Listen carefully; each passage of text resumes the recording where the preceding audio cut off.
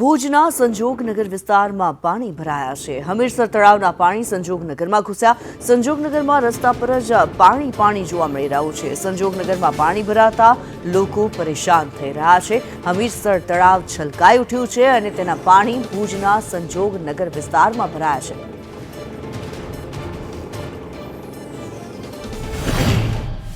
છે। આવો ઓવરફ્લો તળાવ થયું છે હમીરસર, કારણ કે આ નગરપાલિકાની પ્રિમોશન જે કામગીરી હતી એ ફેલ ગઈ છે।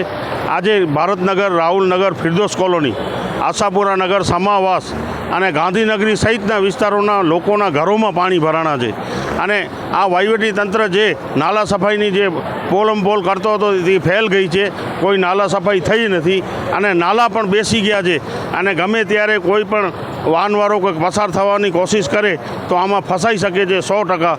આવી પરિસ્થિતિ ઊભી અને નગરપાલિકા ખાલી માત્ર વાહવાહી જ કરી છે। હમીરસર તળાવ છે તે ઓવરફ્લો થયા બાદ હવે સોસાયટી વિસ્તારની અંદર પણ પાણી ભરાવાની સમસ્યા જોવા મળી રહી છે। ભુજના સંજોગનગર વિસ્તારમાં પણ જોઈ શકાય છે તે પ્રમાણે અહીંયા ઘૂંટણસમાં પાણી ભરાયા છે। લોકોના ઘરોમાં પણ પાણી ઘૂસી ગયા છે, જેના કારણે લોકોને હાલાકીનો સામનો કરવો પડી રહ્યો છે।